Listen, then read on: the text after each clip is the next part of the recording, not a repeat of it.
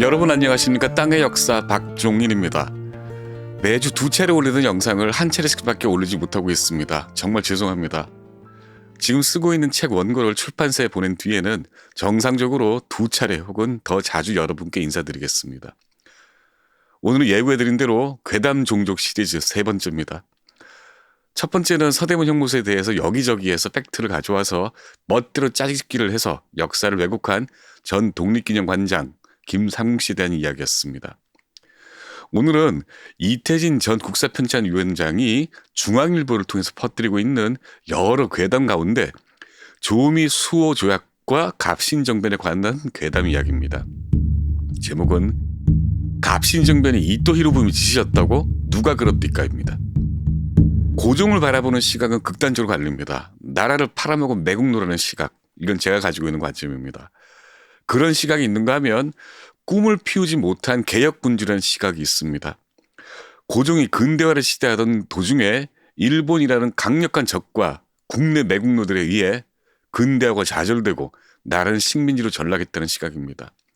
이태진 전 국사편찬위원장이 대표적인 고종 개혁군주론자입니다. 사료를 잘못 읽거나 날조한 사례를 떠나서 이태진 교수는 논문이나 언론 기고문을 보면 이상한 느낌이 듭니다. 오로지 고종만이 근대화를 추구한 현명한 지도자였고 주변에는 고종을 방해하는 친일파밖에 없습니다. 고종이 정한 정책이나 행동은 100% 나라를 위한 결정이고 주변 신하들은 이를 반대하고 방해해서 고종의 뜻을 좌절시킵니다. 그것도 일본이라는 외세 힘을 빌려서 자기네 권력을 관찰하고 강화하기 위해서 고종의 근대화 의지를 꺾었다고 합니다. 대원군이 그랬고 이모군란이 그랬고 갑신정민이 그랬고 가보개혁 주도 세력이 그랬고 독립협회가 그랬고 을사오적이 그랬다고 합니다. 대원군을 몰아내고 친정을 하게 된 이유도 나라를 위해서였고 그 대원군이 이모군란을 일으켜 고종을 방해했고 갑신정변으로 친일 매국노 청년들이 일본 이익을 위해 고종을 무력으로 위협했다고 합니다. 독립협회 또한 그 간부들이 친일파라고 합니다. 이태진 교수 눈으로 구한말을 바라보면 미래를 준비하는 유일한 선지자 고종만 보이고 그가 예언하는 미래를 혐오하는 사악한 집단이 우글거리는 무협지 같은 세상으로 보입니다. 근대를 추구했던 사람이 굉장히 많았습니다. 이미 종두법을 도입한 지석영 편에서 근대를 준비하고 시대를 고민하던 수많은 근대인의 네트워크에 대해 말씀드렸습니다. 그 사람들을 잘만 활용했다면 고종은 자기 권력을 어느 정도 유지하면서 충분히 나라를 계획할 수 있었습니다. 고종은 그러지 않았습니다. 서로를 견제시키고 근대 정신을 소유한 사람을 일개 암살범으로 써먹고 팽개쳐버리는 행동을 반복했을 뿐입니다. 19세기 세상이 근대 시스템으로 바뀌던 그 시대에 이 고종이라는 전 근대적 군주의 의지 하나로 세상 모든 것을 움직일 수 있다고 주장한다면 그건 역사학자가 아닙니다. 별처럼 널려있는 근대인, 그들의 역량과 그들이 가지고 있는 사상과 시대 정신을 무시하고 오로지 고종에게서만 근대를 찾는 사람은 역사학자로서 자격이 없다고 생각합니다. 그때는 근대 네트워크를 수용하고 그 네트워크 속에서 군주가 행동해야 할 시대였지 군주 개인으로 움직일 수 있는 세상이 아니었습니다. 하지만 그런 시각도 역사적 팩트로 뒷받침이 된다면 다양한 시각 가운데 하나로 인정할 수 있습니다. 그런데 만일 이런 개혁군주론 주장이 날조되거나 조작된 팩트에 근거한다면 당연히 괴담이므로 폐기돼야 마땅합니다. 이태진 전 위원장의 주장 또한 잘못된 팩트가 근거라면 당연히 폐기돼야 합니다. 개혁군주, 반개혁 친일 매국노 사이의 투쟁이라는 본인이 만든 프레임을 입증하기 위해서 이태진 교수는 끊임없이 사료를 조작하고 팩트를 날조합니다. 이제 날조 사례를 보겠습니다. 2023년 12월 2일자 중앙일보 근현대사 특강 코너에서 이태진 교수는 조미 수교의 역풍, 이모군란과 갑신정변이라는 제목으로 이렇게 주장합니다. 이태진 교수는 고종이 독립과 개혁을 위해 많은 노력을 했는데 청일의 개혁정책 방해 공작으로 실패했다고 이 글에서 주장합니다. 먼저 문제되는 부분을 읽어보겠습니다. 1. 조미수교. 조선은 청국의 태도를 지켜보면서 미국의 제안에 응했다. 우려대로 이홍장은 미국과의 조약문에 조선이 청국 속방인 것을 표기하기를 요구했다. 이에 슈펠트가 나서 독립국 간의 조약 체결에서 있을 수 없는 일이라고 반대하였다. 1882년 2월 고종은 미국의 확고한 의지를 확인하면서 어연중과 이동인을 텐진으로 보내 청국 정부에 두 가지를 제안하게 했다. 청은 조선이 저들의 그늘에서 벗어나려는 강한 의지로 읽고 답을 주지 않았다. 두 번째, 태극기와 고종입니다. 1882년 5월 조선과 미국 양국 전권 대표가 제물포 바닷가 언덕에 천막을 치고 조미수호 통상조약을 체결하였다. 고종은 이때 최초의 태극기 도안을 미국 대표 슈펠트에게 건넬 정도로 구미 국제사회에 조선이 독립국으로 알려지는 것에 큰 기대를 걸었다. 세 번째, 대원군과 이모군란입니다. 한 달여 뒤 쇄국주의자 대원군이 군란을 일으켜 재집권을 노렸다. 청국은 이를 달아나는 조선의 뒷덜미를 잡는 호기로 삼았다. 아들이 어렵게 닦아놓은 길을 아버지가 망쳐놓는 순간이었다. 네 번째, 조미 수교와 일본의 방해. 힘겨운 여정에 일본이 고난을 보탰다. 미국과의 수교에 일본이 제2의 방해자로 등장했다. 영어를 아는 사람이 없어서 일본 외무성 추천 통역자를 대동하고 샌프란시스코로 갔다. 일본인 통역은 행동들을 낱낱이 본국 정부에 보고하였다. 일본 정부는 미국이 조선의 우방으로 미리 자리 잡는 것을 극도로 경계하였다. 다섯 번째, 갑신정변입니다. 일본 정권 실세인 참의 이토 히로부미는 다케조의 공사에게 조선 정부 요인을 다수 처단해 미국과 유대 확립에 제동을 걸라는 지시를 내렸다. 다케조의 공사의 일본군 일개 중대는 조선 왕을 경우궁으로 데려가 이틀간 머물면서 거짓 왕명으로 현직 대신들을 입궐하게 하여 문 안으로 들어오는 대로 목을 쳤다. 정부 요직 대신 8명이 살해당했다. 마지막으로 정권 관련자 사면 부분입니다. 1894년 2월 김옥균은 상하이에서 홍종우에 살해되고 그 시신이 양화진 강가에 놓였다. 한강으로 오가는 일본인들이 보게 하였다. 고종은 바로 이어 4월에 김옥균 외 다른 정변 연루자에게는 대사령을 내렸다. 그들의 해외 체험을 국정에 활용하겠다는 뜻이었다. 그러나 고종은 김옥균만은 끝내 용서하지 않았다. 멋있죠? 이태진 교수 글에 따르면 고종은 참 쿨하고 영면한 지도자입니다. 그리고 아버지 대원군과 일본과 김옥균은 그 고종을 방해해서 자기 권력을 차지하기 위해 수단과 방법을 가리지 않은 역적이고 매국노입니다. 그런데 팩트를 날조하고 조작하는 행위는 용서할 수 없습니다. 하나씩 보겠습니다. 먼저 조미 수교와 이동인 이야기입니다. 이 교수는 조미 수교를 위해 1882년 2월 어윤중과 이동인을 천진으로 보냈다고 합니다. 정말입니까? 어디에 이동인이 천진으로 갔다고 적혀 있는지요? 실종되고 죽은 지 1년이 넘은 귀신을 어떻게 출장 보낼 수 있는지요? 이 교수는 2012년 고종 황제가 경운궁을 세운 뜻이라는 논문에서 고종이 이동인을 천진으로 보냈다고 주장합니다. 이동인은 갑신정변 주동자들을 가르친 개화승려입니다. 이 논문에서 이 교수는 1881년 12월에서 1882년 1월 사이에 이동인에게 청나라에 가 있다가 어연중이 오면 근대 외교 관계를 함께 교섭하라고 고종이 명령했다고 합니다. 그 주장에 주석이 붙어 있는데 주석에 이 교수 본인 논문이 나옵니다. 논문 제목은 19세기 한국의 국제법 수용과 중국과의 전통적 관계 청산을 위한 투쟁입니다. 다른 사람도 아니고 본인이 쓴 이 논문에는 어윤중이 처음부터 이동인과 동행해서 청나라로 갔다고 적혀 있습니다. 본인이 쓴 논문을 본인이 조작해서 인용했습니다. 무엇보다 어윤중이 청나라로 파견됐던 1882년 이동은 이미 죽고 없는 사람이었습니다. 1881년 초 신사유람단, 그러니까 조사 시찰단이 일본으로 파견될 때 그 준비를 하던 이동희는 그해 3월 무렵에 실종되고 이후 그 어떤 기록에는 나오지 않습니다. 당시 사람들은 개화를 두려워하던 수구파가 이동희를 암살했다고 추정했죠. 그렇게 사라진 이동인인데 고종은 도대체 어디에 이동인을 숨겨뒀다가 공무 수행에 공개적으로 투입시켰단 말인가요? 이동인은 조선 개화 과정에 굉장히 큰 영향을 미친 사람입니다. 갑신정표파 가운데 서재필은 이동인으로부터 개화 근대를 배웠다고 회고할 정도입니다.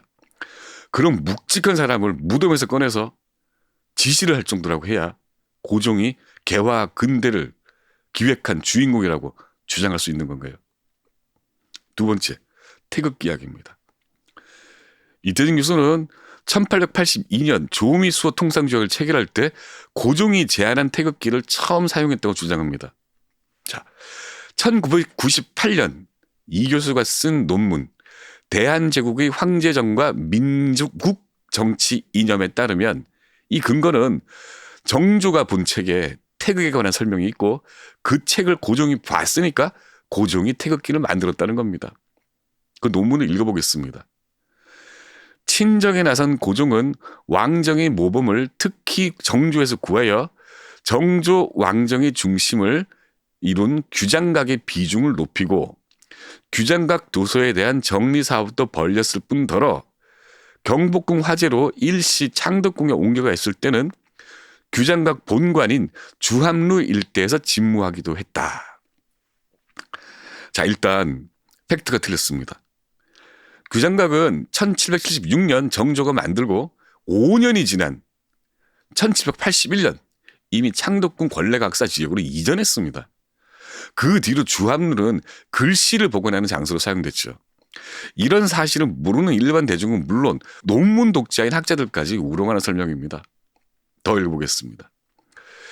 그 후 건천궁을 지어 경복궁으로 돌아왔을 때는 지복제라는 집무실 겸 서재를 두고 이곳에서 중국의 신서적 4만여 권을 구입해 정책 수립의 자료로 삼았다.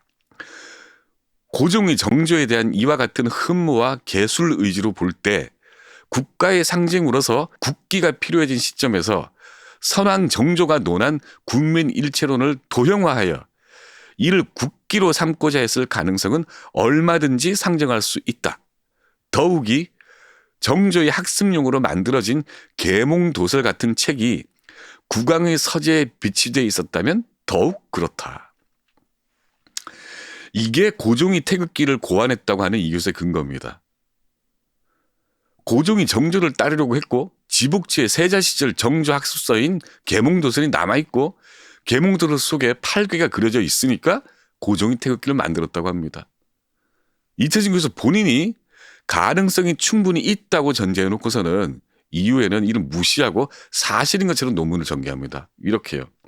요컨대 고종은 국기 제작이 절실히 요청된 마당에서 문왕 후천 팔궤도에서 정조의 자서의 국민 일체 사상을 결합시켜 태극 팔궤도를 그리게 되었던 것이다. 자, 추론 혹은 가정이 전제라면 끝까지 가정이라는 사실을 유지해야 하는데 마치 자기가 내놓은 가정이 절대적인 사실인 것처럼 확정지어버렸습니다. 이건 전 문화재청장 유홍준 씨가 전설도 사람이 믿으면 사실이 된다. 따라서 굳이 전설에 따르면이라고 말할 필요가 없다라고 말할 때 심리와 동일합니다. 논문에서 이렇게 무리하게 논리를 펴니 일반 대중을 상대로 하는 신문기금은 오죽할까요? 자, 그렇다면 저도 이 교수처럼 한번 무리해 볼까요? 지복지에 있는 수많은 책들 가운데 속홍루몽이라는 책이 있습니다. 중국 소설 홍루몽 속판을 한글로 번역한 책입니다. 남녀 주인공인 가보욱과 임대옥의 사랑을 다룬 소설이죠. 도대체 고종이 왜 읽었을까요?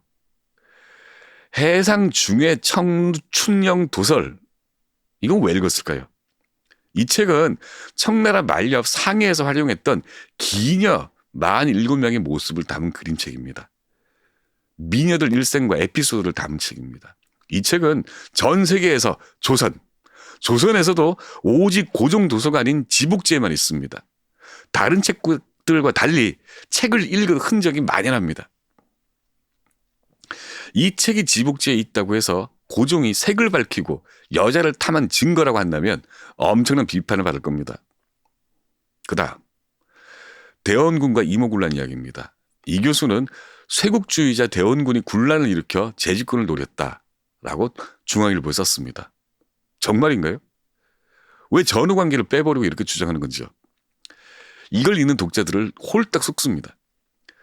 잘 해보려는 고종을 권력에 미친 아버지가 방해한 것으로 착각하게 되죠. 고종이 신식 군대를 만들어 놓고 구식 군대를 차별하니까 그때까지 13개월 동안 밀린 월급을 못 받은 군인들이 들고 일어난 게 이모군란입니다. 그 군인들이 부패한 민씨들을 다 죽이고 대원군을 모시겠다고 주장한 겁니다. 왜 이걸 대원군이 군란을 일으켰다고 왜곡하는 겁니까? 교과서에도 적혀있는 사실을 이렇게 이 교수 본인이 주장하면 덮어지고 날조될 수 있으려고 생각하신 건가요? 이 또한 고종은 본질적으로 선한 개혁군주인데 그 개혁을 주변 역적이 방해해서 실패했다는 프레임을 강화하려는 조작입니다. 그다음 조미 수교를 일본이 방해했다는 주장을 보겠습니다. 이건 어이가 없어서 간단하게 넘어가겠습니다. 이 교수는 이렇게 썼습니다. 힘겨운 여정에 일본이 고난을 보탰다. 본인이 쓴 본문을 다시 읽어보겠습니다. 일본 정부의 요청에서 외무성 추천 통역자를 대동하고 일본인 통역은 행동들을 낱낱이 본국에 보고하였다. 주변국 선점 정책을 국시로 만들어 가던 일본 정부는 미국이 조선의 우방으로 미리 자리 잡는 것을 극도로 경계하였다. 본문 어디에도 일본이 했다는 방해가 적혀 있습니까? 본문 어디에 일본이 보탰다는 고난이 있습니까? 이 교수 본인이 쓴 것처럼 도와주고 또 도와줬습니다. 청나라 조선을 떼놓기 위해서는 조선이 미국과 수교하는 게 일본 국익에 도움이 되니까요. 그냥 주장만 한다고 다 먹히는 게 아닙니다. 주장을 하면 증거를 바로 내놓으십시오. 이 일본의 방해 주장은 구차합니다. 다음 갑신정변이 이토 히로부미 지시에서 비롯되는 겁니다. 1884년 10월 다케조의 일본 공사가 일본에서 돌아오죠. 그때 김옥균을 비롯한 개혁파가 다케조에게 군사력을 부탁합니다. 다케조에는 자기 공사관에 있는 병력 150명이면 청나라 군사 1,500명을 물리칠 수 있다고 호언장담합니다. 그래도 불안했는지 다케조에는 본국으로 개화파의 정변에 동참해도 되는지 여부를 무력 동참이라는 플랜 A와 개입 없음이라는 플랜 B로 나눠서 답변을 요청합니다. 그 요청서를 보낸 날이 11월 12일입니다. 이에 일본 외무대신 이노우에 가오루와 참의 이토 히로부미는 논쟁 끝에 직접 참가하지 말라는 결론을 내고 이를 다케조에게 보냅니다. 정변을 일으키라는 지시도 아니고 이토 히로부미가 내린 지시도 아니고 정변에 참가하지 말라는 경고입니다. 그 사이에 고종으로부터 묵시적 동의를 받은 김옥균은 다케조가 예상했던 시기보다 앞당겨 거사를 일으킵니다. 청나라 군사 창덕군을 공격하니까 다케조에게 지휘하던 일본군은 갑자기 변심하면서 철수해버리고 이는 정변 실패의 큰 요인이 됐습니다. 이게 팩트입니다. 이토 히로부미가 정부 요인을 처단해서 미국과 유대 확립에 제동을 걸라는 지시를 내렸다는 기록이 도대체 어디 있습니까? 또 이 교수 주장처럼 현직 대신들을 일본군이 목을 쳤다는 기록이 도대체 어디에 있습니까? 이토와 이노우에는 정변에 개입하지 말라고 했고 조선 권력자들을 척살한 사람은 서재필을 비롯한 갑신정변 주인공들입니다. 갑신정변을 일본의 꼭두각시들이 저지른 친일 역적 행위라고 주장하기 위해서는 이렇게 기획부터 실행까지 모든 것을 일본인 손으로 했다고 주장해야 합니다. 좋습니다. 그렇다면 기록을 제시하십시오. 역사는 작문이 아닙니다. 땅을 파서 나오는 유적, 유물, 그리고 책을 파서 나오는 각종 기록을 토대로 꼼꼼하게 짜맞춰야 하는 지루한 작업입니다. 고종이 한 일 외에는 모든 것들을 친일 행위로 몰아붙이면 그 매국노들과 결탁한 일본이 조선을 멸망시켰다는 만물 일본 책임론에 성립합니다. 그래야 고종이 개혁군주로 부각되고 고종시대가 미연의 개혁시대로 규정될 수 있는 거죠. 그 프레임을 유지하기 위해서 갑신정변 또한 매국노가 저지른 반개혁적 행동으로 규정하고 말았습니다. 하지만 죄송하게도 팩트가 다 틀렸습니다. 지금은 모든 사료가 다 공개되어 있는 시대입니다. 대중을 잠깐 속일 수는 있지만 대중은 금방 알아차립니다. 마지막으로 고종이 갑신정변파들을 다 사면했다는 주장을 보겠습니다. 먼저 이 교수는 이 글에서 암살된 김옥균 시신을 부관 참시해서 한강으로 오가는 일본인들이 보게 했다고 주장합니다. 그리고 곧바로 김옥균을 제외한 다른 정변 연루자들을 다 사면했다고 주장합니다. 다 거짓말입니다. 우선 왜 이 교수는 일본인만 콕 집어서 이 장면을 보게 했다고 주장했을까요? 이 교수는 마치 이 부관 참시가 일본과 결탁해 근대화를 방해한 역적을 정당하게 처리한 것처럼 묘사했습니다. 모르는 사람이 읽으면 고종이 일본인에게 경고하기 위해 특별 공개한 것처럼 보입니다. 하지만 김옥균이 부관 참시되는 장면은 조선 팔도 모든 사람에게 공개됐습니다. 서양 외교관들은 그 장면을 낱낱이 기록해서 본국에 야만적인 조선이라고 보고했죠. 그리고 부관 참시는 3월이고 대사면령은 4월입니다. 김옥균을 제외한 모든 연루자들을 이때 사면했다고요? 실록을 보겠습니다. 역적 두목 김옥균은 천지 개벽 이후 아마 없었을 흉악한 자다. 홍영식, 박영효, 서광범, 서재필과 뱀처럼 서리고 지렁이처럼 얽혀 오랫동안 음흉한 흉계를 품어오다가 한밤중에 불을 질렀다. 극악한 대역적에게 10년 동안이나 형벌을 적용하지 못한 것이 통분스럽다. 이달 27일 새벽 이전까지 잡범으로서 사형수 이하는 모두 용서하여 주어라. 다시 읽어드리겠습니다. 잡범으로서 사형수 이하는 모두 용서하여 주어라. 그렇습니다. 고종은 정변 연루자들을 용서하지 않았습니다. 사면령을 내린 대상은 사형범이 아닌 잡범들밖에 없습니다. 실록에 이렇게 명백하게 기록이 되어 있는데 이 교수는 왜 저런 거짓말을 할까요? 지금 실록은 인터넷에 다 공개되어 있습니다. 누구나 확인할 수 있습니다. 왜 일본이면 들통난 거짓말을 할까요? 김옥균 부관 참시 직후에 역적들을 사면했다고 해야 고종의 관대함이 부각되죠.